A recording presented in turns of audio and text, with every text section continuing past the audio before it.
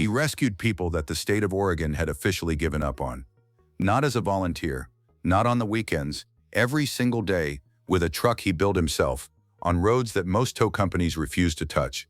That man is Casey LaDelle, founder of Cascade Heavy Rescue in Bend, Oregon, and the creator behind one of the most quietly compelling channels in the entire blue-collar YouTube space. With close to 500,000 subscribers and over 183 million total views, his story is one that most of his own audience doesn't actually know. By the end of this video, you'll understand exactly how a retired monster truck driver ended up becoming the safety net for an entire region of Central Oregon, and why the way he built his business is more unusual than anything he's ever pulled out of a ditch. Most towing channels on YouTube are built around drama. The gnarliest crash, the biggest rig, the most expensive recovery. Casey LaDelle's channel was built around something completely different, a gap. Central Oregon is brutal terrain.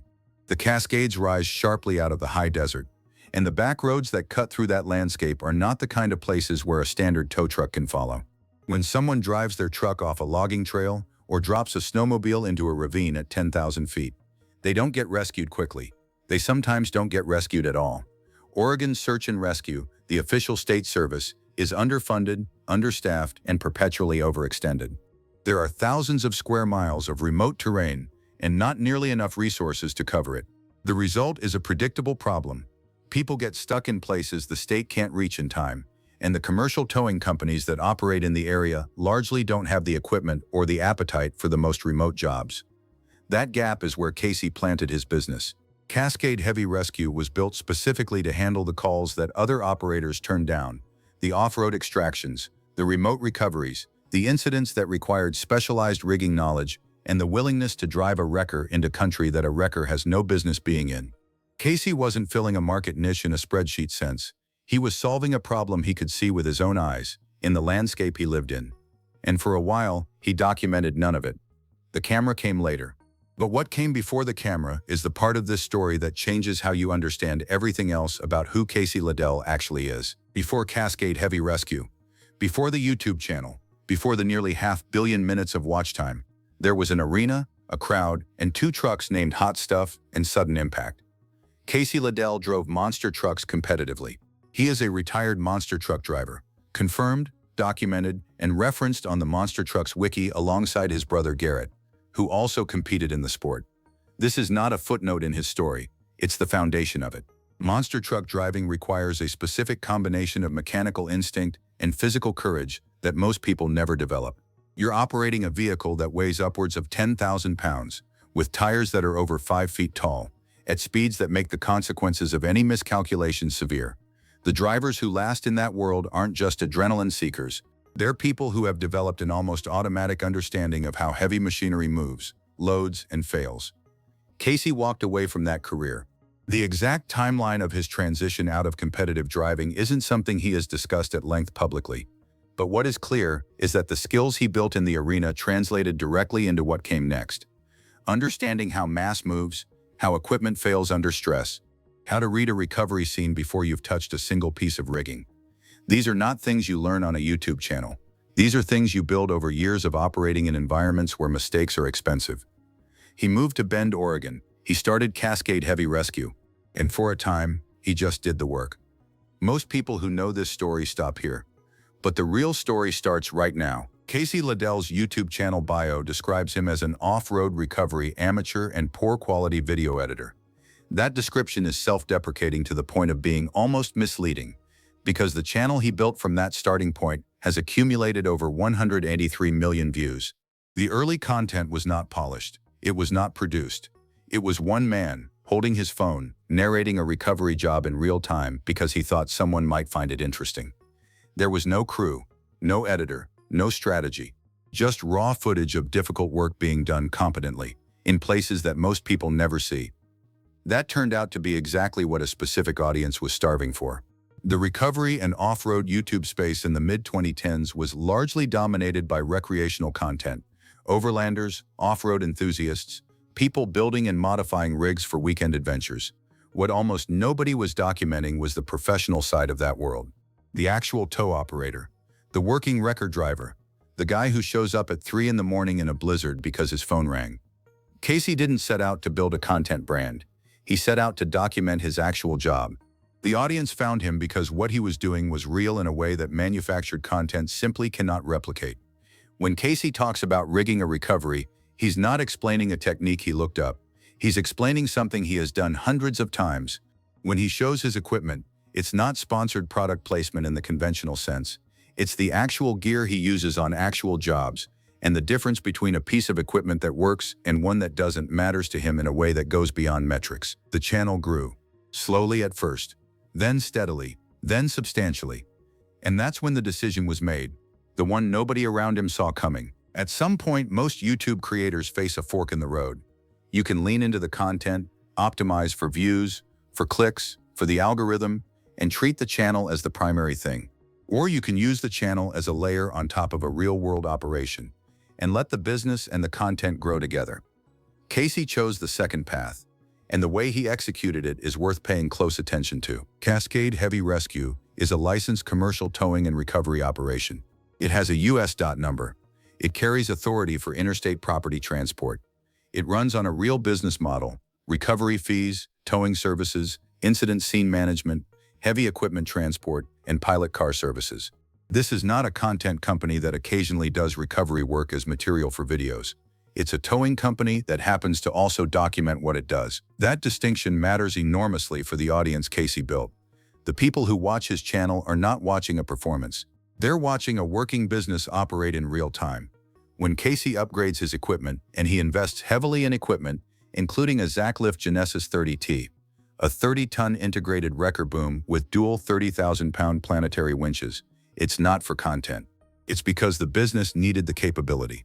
The video just follows the decision.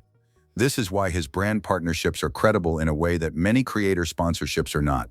Banks Power, Ironman 4x4, On-Spot automatic tire chains, Yankum ropes. These are not products Casey is paid to mention. They are products he evaluated, purchased, installed on working equipment, and then documented.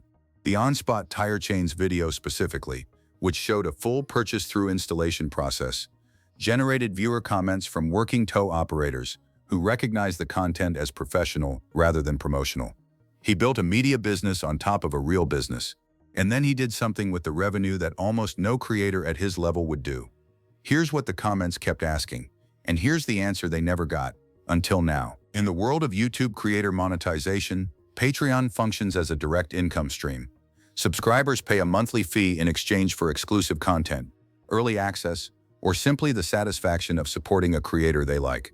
For most creators, Patreon revenue goes directly into personal income or production costs. Casey LaDelle built his Patreon differently. He was, by his own admission, skeptical about Patreon as a tool. He was resistant to the idea of asking his audience for money, not because he didn't need resources, but because the conventional model felt, to him, like taking rather than giving. What he describes on his website is a specific realization, that a Patreon could be used to pool community resources and direct them outward, toward people who needed help, rather than inward, toward the creator who was already earning. The structure he settled on was this: every dollar raised through his Patreon in a given month becomes that month's budget for helping a person or organization in need. Not for equipment, not for production, not for Casey. The community funds the help, and Casey decides where the help goes. It is a genuinely unusual model. Most creators who position themselves as community-minded still operate a traditional Patreon alongside any charitable messaging. Casey inverted the entire premise. He told his audience that their subscription wasn't buying them content. It was buying help for someone they'd never meet. For a man who built his business around filling gaps the official system couldn't cover, the logic is consistent. He is not performing generosity for the camera. He built generosity into the financial structure of the operation. And if you think that was surprising, stay with me, because this next part is why the whole story matters. In July 2024, Casey LaDelle posted a video with a title that stopped a lot of his regular viewers mid-scroll. "I hired my wife." The title reads like a domestic content piece, a bit of channel color, maybe a fun video about bringing someone you love into the day-to-day of running a business. It was not that. Karina LaDelle had been connected to Cascade Heavy Rescue since the beginning. Oregon's Secretary of State Business Records confirmed she has been listed as an officer of the company, identified as an individual with direct knowledge, since 2021. This was not a person being introduced to the operation. This was a person who had been part of the operations structure for years, stepping into a full-time role within it. The move to bring Karina on as a full-time employee was a scaling decision. Casey's operation had grown to the point where the administrative, logistical, and communications workload of running both a working towing company and an active YouTube channel, uploading approximately 8 videos per week, managing multiple brand partnerships, running a Patreon, maintaining merchandise, and handling inbound recovery inquiries, had outgrown a one-person structure. What the video represented was not a novelty hire. It was the moment Cascade Heavy Rescue formally became a family business in the operational sense of that term, not just the cultural one. This matters because of what it signals about the trajectory of the operation as a whole. A sole operator adding their first full-time employee is a specific inflection point. It means the revenue is consistent enough to support that overhead. It means the workload has grown beyond what one person can sustain. And it means the person making that hire has decided the thing they've built is worth investing in at a higher level. Casey made that investment in his wife. In his words, in the title of the video, casually and without drama. One phone call, one conversation, that's all it took to change the direction of everything. By late 2025, Casey LaDelle's channel had crossed 400,000 subscribers. By early 2026, that number had grown to approximately 473,000. The channel was adding around 1,000 subscribers per day, with total view counts sitting above 183 million across over 1,000 videos. Those are large numbers for a channel in the auto and vehicles category that covers a single operator working in a single region of Central Oregon. They are not the numbers of a viral content machine. They are the numbers of a channel that has built a genuinely loyal audience over years of consistent, credible content. The upload pace, approximately 8 videos per week, is substantial for a 1- or 2-person operation. Most of that content is short to medium-length recovery documentation. Real jobs, real equipment, real terrain. The longer-form content tends to be equipment-focused. Build videos, product evaluations, partnership integrations with brands like Banks Power and Zaclift that give the channel credibility with an audience that knows enough about towing to recognize authentic expertise. Merchandise runs through the Cascade Heavy Rescue website alongside actual recovery service information. For anyone in Central Oregon who gets stuck, and the terrain around Ben's sisters and the surrounding high desert guarantees a steady supply of people who do. The channel and the business are the same front door. You can watch Casey pull someone out of a creek on Tuesday and call him on Thursday when your axle goes through the ice. That integration of content and commerce is not an accident. It is the model, and it has worked consistently enough that the business has grown to the point of hiring, investing in 6-figure equipment, and building a community giving infrastructure around a Patreon that most creators would have used purely for personal income. At this point in the story, most people walked away. What Casey did instead is the part nobody talks about. There is a version of the Casey LaDelle story that is easy to tell and not very interesting. A guy in Oregon drives a truck and films it. He gets subscribers, he makes money. That version misses everything important. What Casey built is a specific kind of small business, one that exists because a region needed it to exist, not because a market analysis suggested an opportunity. He drove monster trucks competitively, walked away from that career, and pointed his skills at a problem in the landscape he lived in. The camera came because documenting real work turned out to have real value to a real audience. The brand partnerships followed because the product evaluations were credible. The Patreon followed because his instinct about community giving matched the audience he had built. None of it was designed in the conventional content creator sense. It grew the way a working business grows, by doing the thing well, then doing more of the thing, then building the infrastructure to sustain it. He describes himself as a poor-quality video editor. He has over 183 million views. Those two facts are not contradictory. They are the point.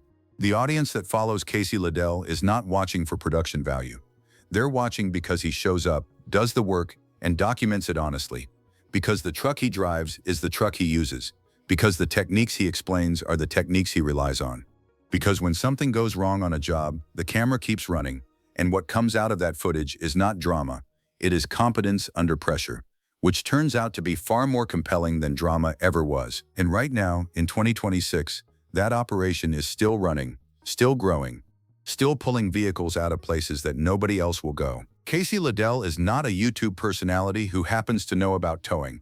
He is a working tow operator who happened to document the work and in doing so, built something that outlasted every shortcut he never took. The next chapter of Cascade Heavy Rescue is being written right now, with Karina running operations alongside him, a channel approaching 500,000 subscribers, and an equipment fleet that keeps expanding. The business is in its most capable state yet.